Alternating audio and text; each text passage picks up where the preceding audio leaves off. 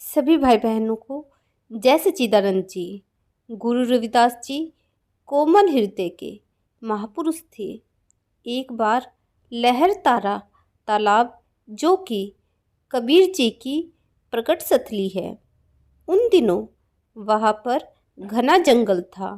वहाँ गुरु रविदास जी ध्यान की अवस्था में बैठे थे। आसपास प्रकृति का दृश्य मन को मोहित कर रहा था। उसी समय एक हिरनी भागती हुई इधर निकल आई, जिसके पीछे शिकारी लगा हुआ था। वह हिरनी को मारने के लिए तैयार था।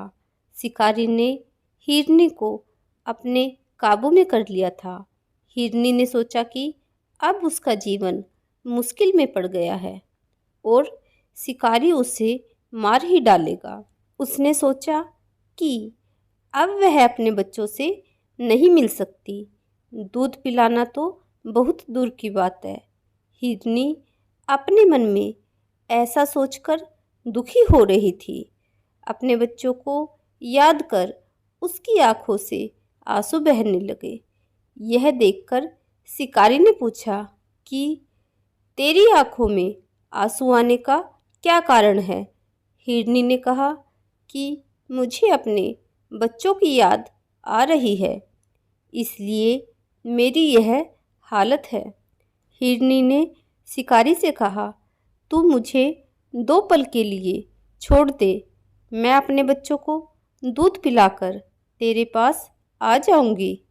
शिकारी ने उत्तर दिया कि यदि कोई तुम्हारी जमानत देगा तो मैं तुम्हें छोड़ सकता हूँ। पास ही गुरु रविदास थे। उन्होंने शिकारी से कहा कि मैं इसकी जमानत देता हूँ और तेरे पास तब तक रहूँगा जब तक हिरनी वापस नहीं आ जाती। शिकारी ने 2 घड़ी के लिए हिरनी को छोड़ दिया। हिरनी तेजी से भागती हुई अपने बच्चों के पास पहुंची। बच्चों ने जब देखा कि उनकी माता आ गई है तो वे अपनी माता से लिपट गए। जब वे दूध पीने लगे तो उन्होंने देखा कि उनकी माता उदास है। बच्चों ने माता को उदास देखकर पूछा कि माता जी, आपकी उदासी का क्या कारण है? हिरनी ने उन्हें सारी बात बताई। बच्चों ने कहा, माता जी, अब हम दूध नहीं पिएंगे बल्कि आपके साथ जाएंगे। आपसे पहले हम अपनी जान दे देंगे, हमारे बाद ही आपकी बारी आएगी।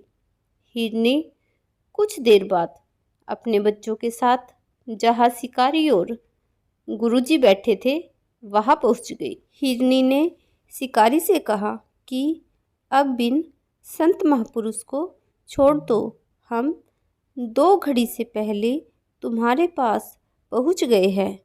जब शिकारी ने हिरनी को मारने के लिए कटार का वार किया तो शिकारी का कटार वाला हाथ ऊपर का ऊपर ही रह गया।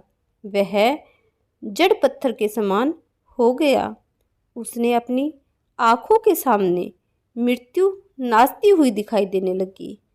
अब उसको ऐसा आभास हुआ तो वह मन ही मन पश्चाताप करने लगा और बार बार गुरु रविदास जी को प्रणाम करने लगा।